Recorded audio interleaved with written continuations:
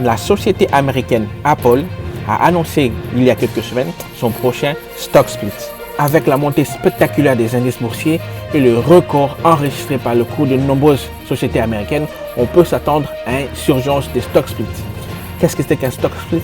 C'est ce qu'on va découvrir dans cette vidéo. Bonjour tout le monde, j'espère que vous allez bien et que vous avez passé un excellent week-end. Pour les personnes qui sont nouveaux sur cette chaîne ou bien qui viennent me découvrir pour la première fois, mon nom c'est Samuel. Je suis investisseur et entrepreneur et sur ma chaîne YouTube, je partage mes connaissances sur le monde de l'investissement en bourse. Si c'est une thématique qui vous intéresse ou bien vous souhaiterez vous-même vous constituer un patrimoine boursier, je vous invite donc à vous abonner sur cette chaîne. N'oubliez pas de cliquer sur la cloche pour recevoir une notification à l'apparition de chacune de nos vidéos.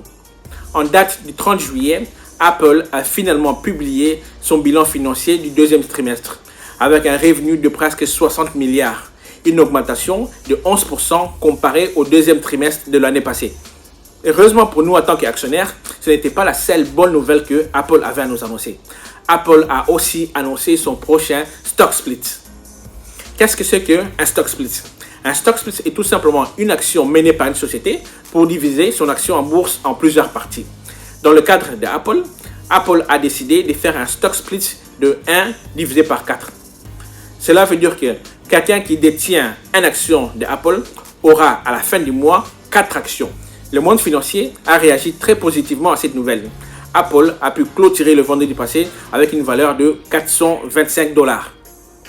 Prenons un exemple très simple. Admettons que le cours en bourse d'Apple aujourd'hui est de 425 $. Si le stock split devait être effectué aujourd'hui, une action en vaudrait 4. Ce qui veut dire que le prix de 425 sera divisé par 4. Ce qui revient à 106 $ et quelques. Donc, une action qui en valait 425 deviendra à 106 $ et quelques. Donc, il n'y a rien qui change fondamentalement côté capital. Tout ce qui change, c'est que vous aurez plus d'actions avec une valeur beaucoup plus diminuée. Vous pouvez vous demander dans ces cas-là alors, quel est le bénéfice pour la compagnie Apple de faire une telle action? Qu'est-ce qu'elle gagne dans tout ça? Les entreprises font les stock splits pour deux raisons principales. La première raison, c'est l'accessibilité à tout le monde.